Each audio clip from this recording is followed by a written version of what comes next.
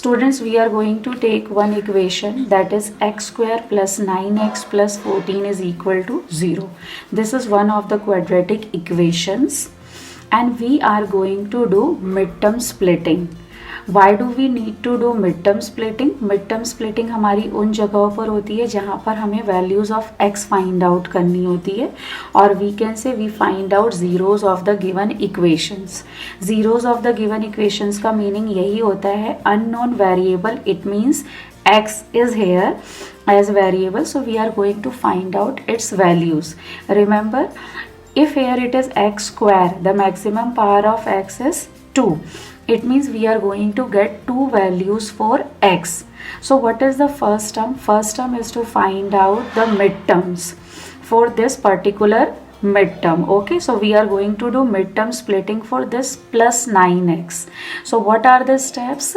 So first we compare this with one standard equation, that is ax square plus bx plus c equal to 0. So आपको ये समझना होगा कि जो x square के साथ होगा वो हमारा क्या होगा a, जो x के साथ होगा वो होगा b, और जो विदाउट x स्क्वायर और x के साथ होगा वो क्या होगा c.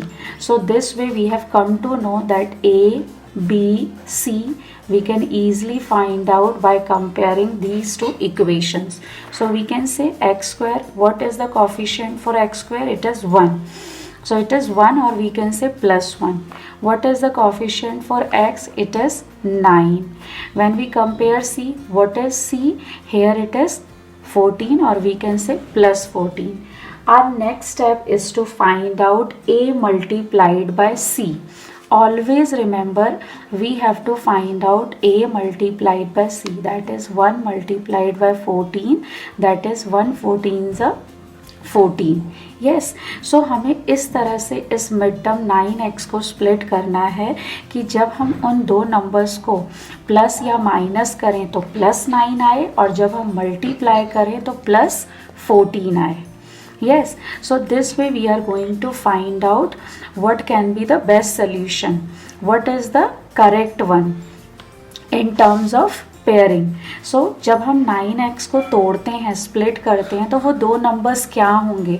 सपोज अगर आपको डायरेक्ट नहीं पता चलता तो you just go for prime factorization of this a into see number. So 2 7s are 14, then 7 1s are 7. So this way what we have got, there are two factors 2 and 7.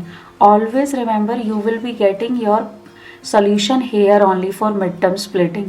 So one is 2, another is 7. So you can understand 2 plus 7 is 9 and 2 7s is 14. So now what you will do, you will write your ax square plus c equal to 0. Yes, and this will be broken into, or you can say split it into two parts. How? That we are going to see.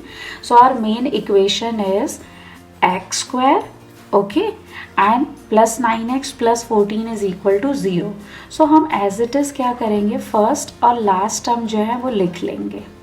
वो हमारी ये हो गई x square plus 14 equal to 0. हमें 9x को split करना है. Split करते हुए हमें पता चला कि हमारे पास एक 2 है और एक 7 है.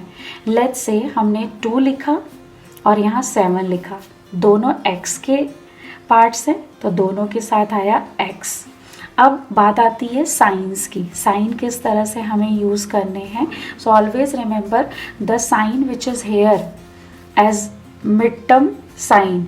सो 9x के साथ आपका प्लस साइन है, तो जो बड़ा वाला नंबर होगा 2 और 7 में से, उसके आगे क्या लग जाएगा, ये वाला साइन. सो हमारे पास एक साइन आ गया प्लस. हमें यहाँ पर कोई साइन चाहिए जिससे हमें a इंटू सी का साइन मिल जाए. a इंटू सी का साइन भी हमारे पास क्या है, प्लस, क्योंकि प्लस 14 है तो प्लस प्लस प्लस होता है, हमें पता है. तो हमें वो दूसरा नंबर भी क्या मिल गया, उसका साइन प्लस. सो अब हमारे पास 9x टूट कर क्या आया, 2x प्लस 7x. अब हम क्या करते हैं, यहाँ से कॉमन लेते हैं. कॉमन लेने का स्टेप ऐसा है, हम इन दोनों में से कॉमन लेंगे तो x कॉमन आया, एक्स स्क्वायर में से एक्स गया तो एक्स बचा. From 2x we have taken out x, so what is left 2.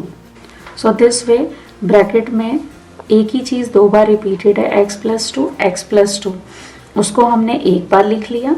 और जो दूसरी चीज़ है दूसरे ब्रैकेट में हमारा क्या आएगा, जो हमने यहाँ लिखा है x और जो हमारे पास यहाँ है, ये हमारा बन जाएगा दूसरे ब्रैकेट में आने वाली टर्म्स. और ये दोनों आपस में किसके साथ होंगे, मल्टीप्लिकेशन में, एंड देन इक्वल टू 0.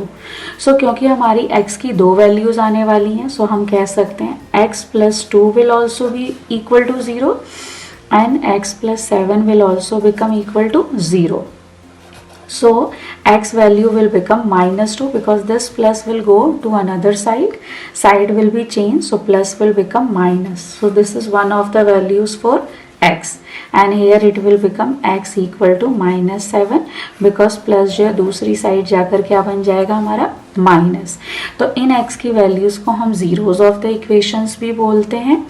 सो हमारे x के वैल्यूज क्या है, -2 -7. So now this is the time for homework question. Your homework question is x square plus 3x plus 2 equal to 0. Yes, and one more you can take, x square minus 3x plus 2 equal to 0.